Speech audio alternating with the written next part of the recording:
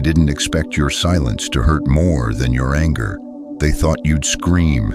They thought you'd beg for answers. They expected a storm, a flood of words, rage, desperation. But instead, you walked away. No farewell, no final word, just silence.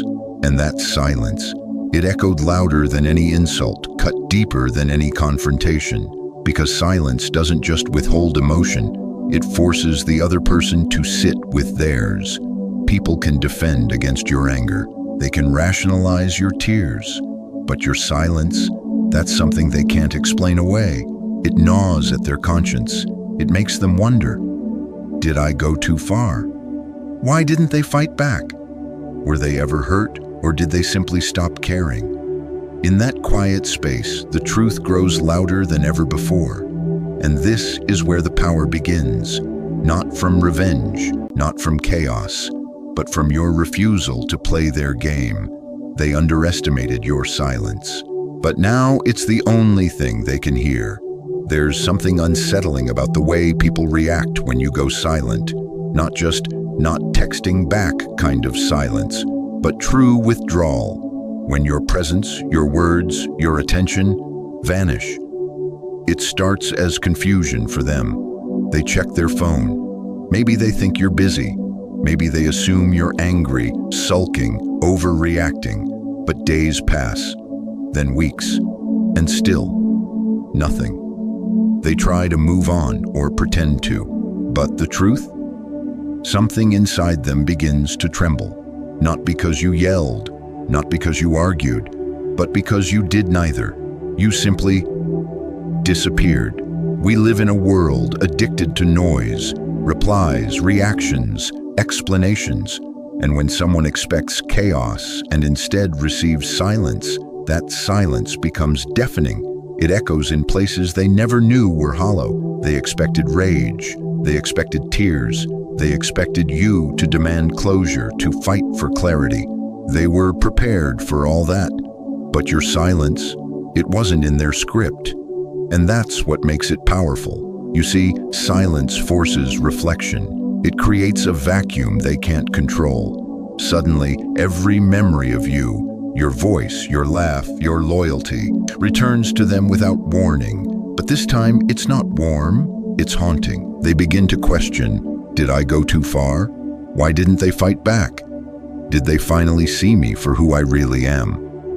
And this collapse, it doesn't always happen with a loud crash. Sometimes it unfolds slowly, like a building with a hidden crack in its foundation. From the outside, they seem fine. But inside, things are falling apart. Because what hurts them most isn't your anger, it's your absence. People often mistake kindness for weakness. They think you'll always be there, always understanding, always forgiving until you're not. Until you reach that quiet moment of clarity where you stop explaining yourself and start protecting your peace. This is where Stoicism speaks so clearly. The Stoics teach us that power doesn't come from controlling others, it comes from mastering ourselves. Epictetus said, "Keep your attention focused entirely on what is truly your own concern, and be clear that what belongs to others is their business and none of yours." When you vanish, you're not seeking revenge. You're reclaiming your boundaries. You're letting life rebalance itself, without noise, without confrontation, without apology. And ironically, that absence becomes the loudest statement you've ever made. At first, they thought your silence was temporary, just another one of those quiet storms that would pass. Maybe you were upset. Maybe you needed space. They assumed, arrogantly, that you would come back like always. But as days turned to weeks and your voice remained absent, something in them began to unravel. What began as indifference slowly turned into confusion, then into anxiety, and eventually into an aching sense of loss they couldn't name. It wasn't your words they missed. It was your absence that screamed the loudest. And in that silence, they were left to face the weight of their own actions, with no one left to blame, no one left to fight. Just silence and themselves.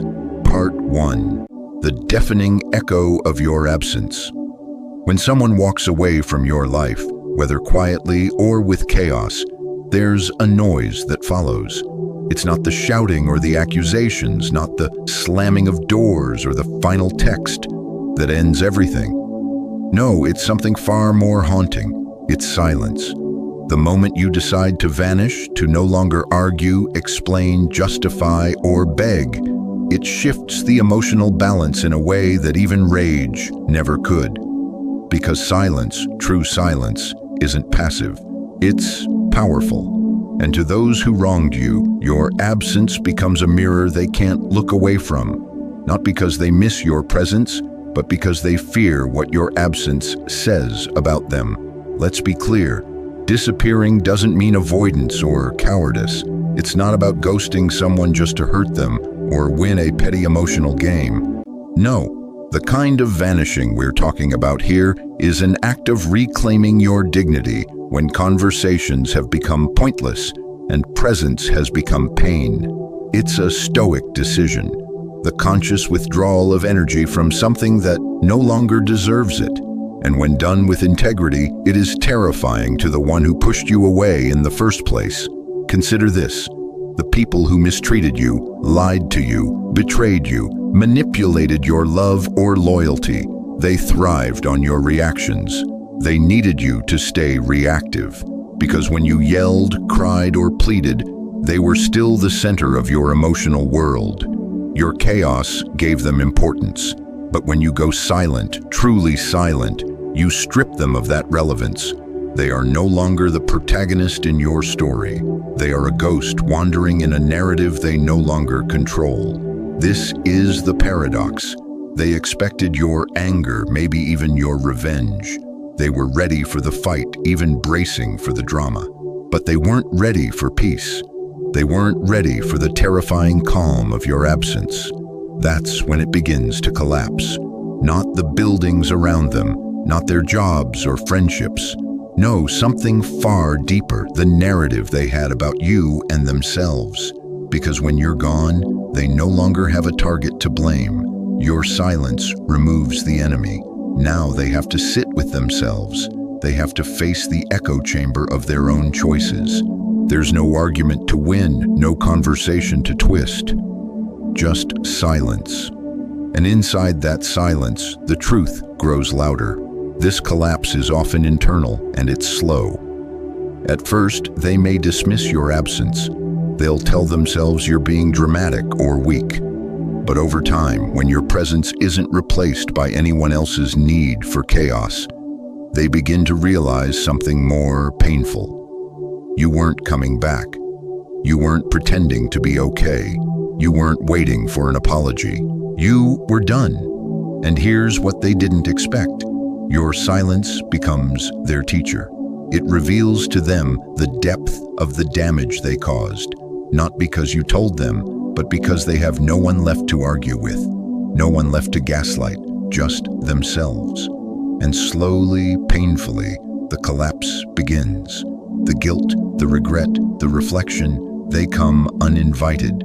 This is where the philosophy of the Stoics offers clarity. Marcus Aurelius once said, "The best revenge is to be unlike him who performed the injury." When you walk away silently, you embody that truth. You are no longer mirroring the chaos. You are choosing to be different. You are choosing peace, not to manipulate, but to protect your soul. So yes, when you vanish, something in them begins to collapse. But that's not your concern anymore. Your focus is forward. Your healing is inward. Your power is reclaimed. And their collapse? That's just the sound of a story losing its antagonist. Part 2. The shift from love to control. It often starts so gently that you don't notice it. A glance that lasts a second too long, a suggestion disguised as concern, a casual question that feels a little too probing. In the beginning, you told yourself it was love. Love explains the way they always want to know where you're going. Love explains the little reminders they give you, what to wear, how to behave, who to avoid. You believe it's affection when they grow silent if you don't text back fast enough. You think it's intimacy when they question why you're late, why you changed your mind, why your opinion feels different now. But there's a subtle shift. You don't realize it's not love anymore, not fully, not yet. You're already in the middle of something more dangerous. What you're experiencing is no longer affection. It's control draped in the soft language of care. And the shift is always psychological before it becomes visible. This is how manipulation works. It rewires your internal compass. It tricks your values. It breaks your sense of self in small, consistent increments. You begin to adjust. You tell fewer jokes around them. You stop talking about your dreams as freely as you once did. You learn which parts of yourself to hide to keep the peace. You notice that your world is slowly shrinking. Your friendships fade, your routines bend, and your voice softens around them like you're walking on emotional eggshells. They might say things like, "I just want what's best for you. You always do this, you never listen. If you loved me, you'd understand." And you, perhaps still believing in the purity of the love you once shared, begin to compromise yourself, piece by piece, choice by choice. But here's the brutal truth. Control often enters wearing love's clothing, and those who seek to control you rarely begin with force. They begin with familiarity. They know what you fear. They know how you crave peace, belonging, harmony, and they use it. From a Stoic point of view, this is a test of internal freedom.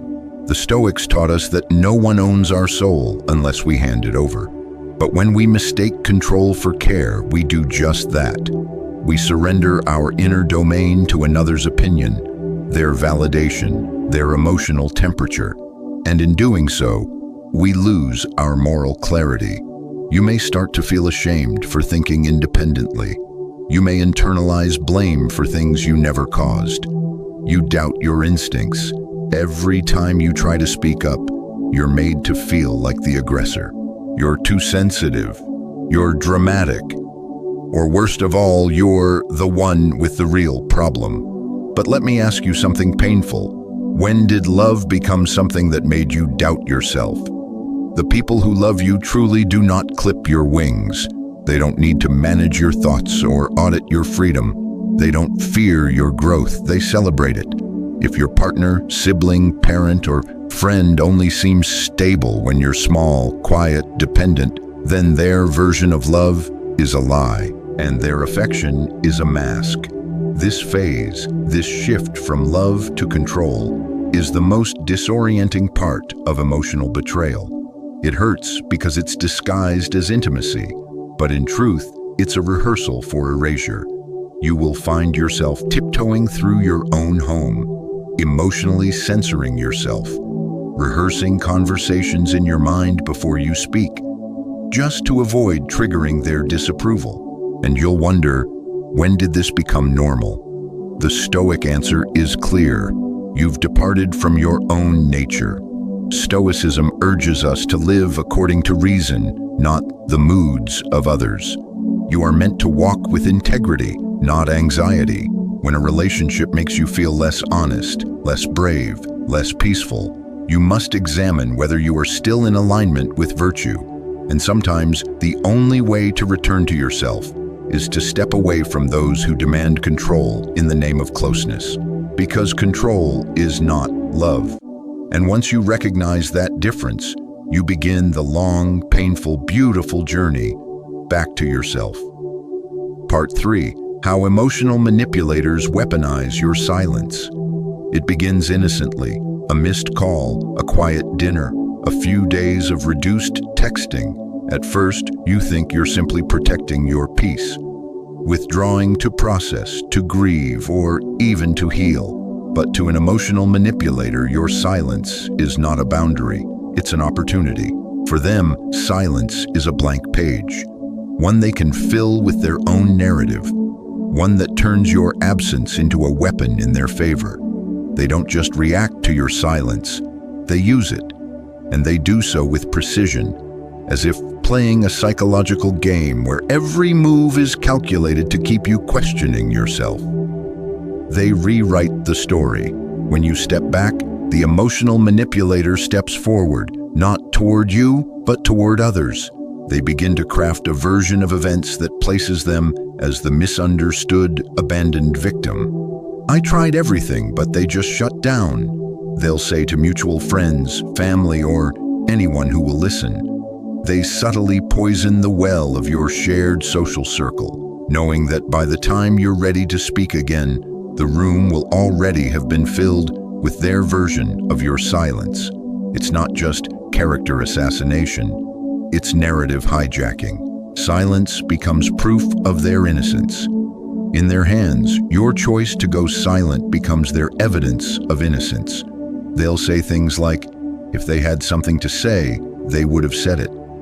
Their silence proves I was never the problem. They just disappear instead of dealing with issues like an adult. What they're really doing is erasing the context of your silence. The weeks, months, or even years of invalidation, passive aggression, or outright gaslighting that led you to finally say, enough. They weaponize guilt. Perhaps the most painful twist is when they use your silence to make you feel guilty. They know that if you're the kind of person who values communication, reflection, and empathy, the silence you impose is not easy, it's heavy, and they count on that weight crushing you. So they start leaving breadcrumbs, vague status updates, emotional messages, or reaching out to people close to you, hoping the information gets back. Things like, I hope they're okay, I still worry, I just wish they'd respond, even just once.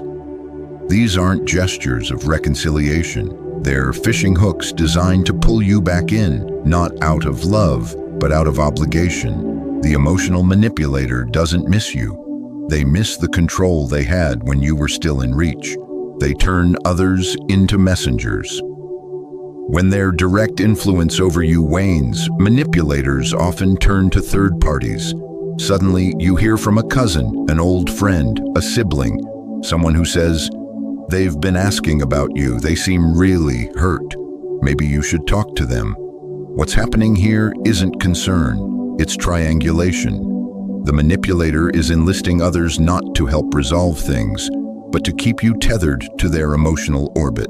They're creating pressure points around you, hoping you'll crack not from confrontation, but from consensus. Your silence is a mirror they can't face at its core. What frightens an emotional manipulator most about your silence is not what it says, but what it reflects. When you stop reacting, stop explaining, stop justifying your pain, they're left alone with themselves. And that terrifies them, because in that quiet space there are no distractions, no arguments to win, no scenes to direct, just the reality of their behavior, stripped bare by the stillness you leave behind. But instead of facing that reflection, they distort the mirror. They accuse, deflect, dramatize, anything to avoid sitting with the truth of what your silence might actually mean. But there's power in not responding. Silence in the hands of the manipulated is submission. But silence in the hands of the awakened, that's sovereignty. Your silence, when intentional, is not a retreat. It's a boundary. It's you choosing your well-being over their approval. It's you refusing to participate in a script that only ends with you being the villain in their play. Emotional manipulators may try to weaponize your silence, but they cannot win unless you hand them the ammunition. Stay still, stay grounded, let their chaos spin without you. In the end, your silence says more than any words ever could. You no longer have access to me, and that is what breaks them. Part 4, gaslighting you into doubting reality. It always starts subtly, a misplaced item, a missed call, a forgotten detail. You bring it up, innocently, casually. Did you move my book? I'm sure I left it on the table, but what comes next isn't an answer, it's a smile. Not warm, but condescending. A chuckle that stings more than it soothes. You're imagining things again. You always forget stuff and blame me. That's how it begins. You blink, confused. It's small, you let it go, but something in your gut shifts. A whisper, a twinge, something you can't quite name yet. That's how gaslighting moves in, not as a storm, but as fog.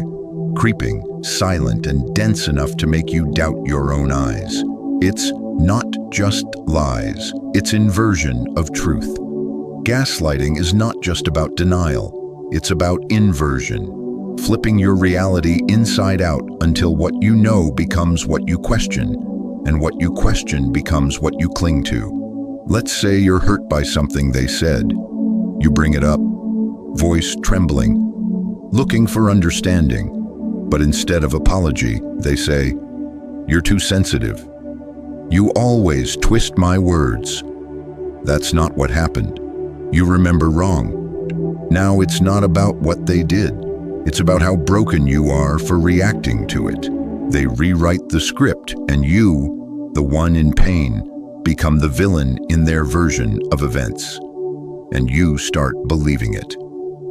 The isolation grows deeper. The cruelest part of gaslighting isn't the manipulation itself. It's the loneliness it breeds. You want to reach out to talk to someone. But how do you explain something so invisible? You can't point to bruises, you can't show screenshots. All you have is a growing sense that something is off. And even that, you're told, isn't real. So you hesitate. You stop bringing things up. You censor your feelings. You tell yourself, maybe I am overreacting. Maybe I do forget too much. Maybe I should be more understanding. And just like that, you begin to participate in your own silencing, not because you're weak, but because you've been worn down. They turn others against you. Gaslighters often don't work in isolation. Behind your back, they craft a narrative. One where you are the unstable one, the dramatic one, the impossible one. To your friends, they say, "She's been really stressed lately." To your family, they hint, "He's not been himself. I worry about him." To everyone else, they smile wide and play the devoted partner. It's not just about controlling your mind. It's about controlling your reputation. By the time you try to explain the truth, they've already planted enough doubt that no one's sure who to believe. That's the true genius of a gaslighter. They don't just isolate you emotionally, they isolate you socially. You begin to live in fear of yourself. Over time, your inner voice, the one that used to be clear, strong, grounded, becomes shaky. You second-guess everything. You don't trust your memory. You don't trust your instincts. You don't trust your emotions. Every thought becomes a courtroom trial. Every feeling must be justified. You live under self-surveillance, afraid that you'll say something wrong, that you'll be something wrong. The abuser doesn't have to police you anymore. You've internalized the role. You become both prisoner and guard. But there's one thing they can't steal. No matter how far they twist your reality, no matter how confused you become, there's one thing that survives. That flicker, that small, stubborn flame inside you, that feeling that something isn't right, that the world you're living in doesn't match the truth your bones remember. That flicker is you, the real you, and it's waiting. Sometimes it takes years, sometimes a moment of silence, sometimes the echo of your own words, once dismissed, comes back stronger, and this time you believe them. And when you do, everything begins to unravel. The fog lifts, the memories return, and you start seeing the patterns for what they were, not your flaws, but their tactics. From gaslight to daylight. Healing from gaslighting is not quick, it's not linear, but it begins with naming it. Once you recognize it, the manipulation loses its grip. You start reclaiming your voice, your memory, your reality. You no longer need their permission to feel what you feel. You stop asking for validation. You begin slowly to trust yourself again. And the moment you do, they lose control, because they've built their world on your doubt. When you stop doubting, their world crumbles. And you, the one they tried to convince was crazy, become the clearest mind in the room. Part 5. The collapse behind the mask. They always seemed so composed, so calculated, so unfazed. But that was before you disappeared, before your silence, before your complete and utter withdrawal from their chaos. At first, they celebrated your absence like a victory. They wore their indifference like armor, told themselves that your quiet retreat meant they had won, that you were weak, that your silence was proof of surrender. But slowly, like water seeping into cracks before winter, they began to unravel. Because silence doesn't mean weakness. Silence, in your case, was strength refined into stillness. And here's what they never saw coming. When you vanish from someone's life, not in bitterness, not in rage, but with a kind of quiet self-respect, it creates a vacuum they can't control. And manipulators fear what they can't control. They start talking to themselves. They go back through every message, every conversation, every memory, trying to decode what they missed. Why you suddenly stopped responding, why you no longer react. They start inventing stories, building fantasies just to explain your absence. They're probably busy. They must be punishing me. They'll come around. But deep down, they know. Something inside them whispers, you pushed too far, and that whisper, over time, becomes a scream they can't ignore. They project.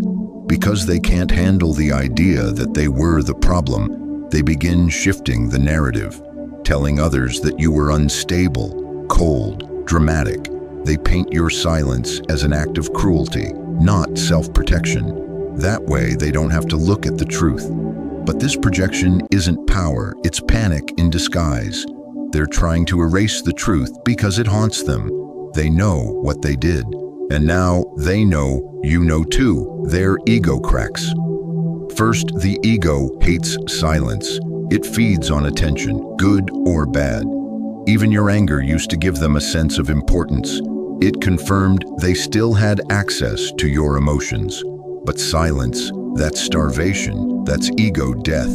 They check their phone at night and feel that hollow dread every time your name doesn't pop up. They stalk your posts in secret. They ask mutual friends about you. And every time the answer is the same. They seem fine. They haven't mentioned you. They shrink a little more. Your absence becomes their mirror. Without you to blame, without you to twist into the villain, they're left facing the thing they've run from their entire life, themselves. Your silence forces them to sit with their guilt, their lies, their manipulation, and some of them, especially those with fragile egos, can't handle it. They spiral. They lash out at others. They become emotionally erratic. Because for the first time, the consequences are real. You're not arguing. You're not begging. You're gone. And that absence becomes a mirror they can't smash. They reach for you. But it's too late. Eventually, many manipulators return. They circle back with the classic lines, I've been thinking a lot. I miss the way things were. I didn't realize how much you meant to me. But the undertone is never about true change. It's about control slipping through their fingers. They want access again. They want to restore their position in your life, not because they value you, but because they can't stand being locked out. But by the time they reach out, you've healed, you've grown, you've made peace with the silence, and you realize letting them back in would be like inviting a storm after finally finding shelter. The collapse is internal. They may never admit it. You might never see the full fallout. But the collapse has already begun. It started the day you chose peace over chaos. The day you stopped trying to explain yourself to someone committed to misunderstanding you. The day you realized your silence wasn't a punishment, it was your final act of self-respect. They underestimated you because you didn't fight back, but now they live with a truth they can't unsee. You were never weak, you were wise, and while they crumble quietly behind their masks, trying to pretend they're unaffected, you're finally free. the breaking point that sets you free. There comes a moment in every storm when the thunder is no longer just a sound, it's a warning. A line is crossed, a silence becomes a scream. And in your story, that moment didn't arrive with a loud argument or a slammed door. It came in a quiet realization. They will never be who you needed them to be. You had spent months, or maybe years, walking on eggshells. You adjusted your tone, your opinions, your dreams. You justified their behavior to others and to yourself. You convinced yourself that if you could just be a little more patient, a little less sensitive, things would improve. But they didn't. In fact, the more you gave, the more they took. Like a bottomless well of need, they consumed your empathy, your time, your spirit, and then blamed you for being empty. The final moment didn't look dramatic from the outside. It wasn't a fight. It wasn't an ultimatum. It was you, one quiet morning, realizing that loving them meant losing yourself. And for the first time, you weren't angry. You were just done. You looked at the text message they sent, the one pretending everything was normal, and you didn't answer. You saw the missed calls and felt no guilt. You didn't block them in rage. You simply vanished, not out of cruelty, but out of necessity. Because silence wasn't revenge, it was relief. And yet, in your silence, they unraveled. Not because you said something hurtful, but because you stopped saying anything at all. Your absence screamed louder than any confrontation. It forced them to face something they had always avoided, themselves. They started reaching out more frequently, first with curiosity, then confusion, then desperation. But you were already gone, not physically perhaps, but spiritually, emotionally, energetically, and that's what truly shook them. They never imagined you would be the one to walk away. They underestimated your strength because they mistook your kindness for weakness. But this was not weakness, it was clarity, it was power, it was Stoicism in its purest form, not reacting, not begging, not seeking revenge. Just walking away with your dignity intact. This is what the Stoics meant when they talked about inner freedom. Marcus Aurelius once wrote, "The best revenge is to be unlike him who performed the injury." You didn't need to fight back. Your evolution was the response. Your growth was the message. And your silence, that was the revolution. This emotional climax wasn't about dramatic endings. It was about reclaiming yourself. You realized that the storm wasn't something you had to weather anymore. You could leave. You could choose peace over chaos, truth over illusions, and freedom over familiarity. In this moment, the betrayal that once haunted you no longer had power, because you finally understood something they never did. Real strength isn't about control, manipulation, or domination. It's about knowing when to walk away and having the courage to do it without looking back. And that's what you did. Silently, powerfully, unapologetically. You didn't need to destroy them. They did that all on their own. There comes a moment, usually after all the storms have passed, when silence settles not as a weapon, but as a sanctuary. You no longer seek revenge. You no longer want them to feel the way you felt. You simply want peace. And in that peace, you realize something powerful. Not all endings are tragic. Some are necessary. By now, you've walked through the fire of betrayal, manipulation, and emotional storms. You've seen how your silence unsettled them, exposed their reliance on your energy, and revealed their fears when you were no longer available to feed their control. What was once seen as weakness, your calm, your withdrawal, your quiet, is now your most powerful form of strength. The Stoics were right. You can't control others, but you can control how you respond. And in choosing to disappear, not in bitterness but in self-respect, you reclaim the most important part of your life, your agency. Letting go isn't about forgetting. It's about refusing to carry the weight that doesn't belong to you. It's about understanding that some people only thrive when you're suffering. And the only way to end the cycle is to step out of it entirely. This isn't just about a breakup or a falling out. It's a deeper human truth, one that resonates across cultures and generations. Not everyone deserves access to you. Not everyone is meant to walk the full journey with you, and that's okay. In your silence, you became louder than ever. In your absence, they finally heard what your presence truly meant. And in choosing distance, you gave yourself what they never would: dignity, clarity, and peace. Now you stand, not as someone broken, but as someone refined, sharpened by experience, calmed by wisdom, strengthened by stillness. So if you're watching this, wondering if walking away in silence was the right choice, let this be your reminder.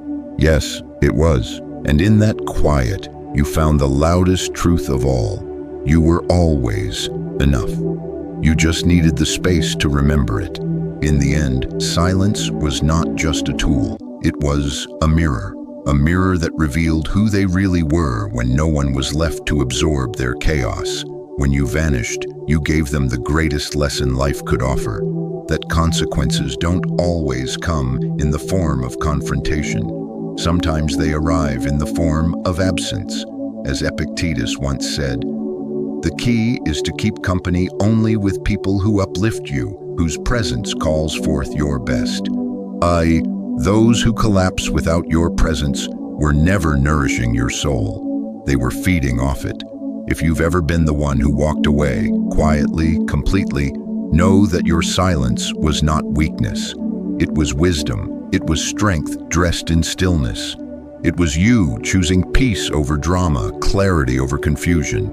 And if this story resonated with you, if you've been in a relationship, family, romantic, or friendship, where silence became your only way out, drop a comment, share your story, subscribe to the channel for more Stoic insights on boundaries, emotional resilience, and self-worth.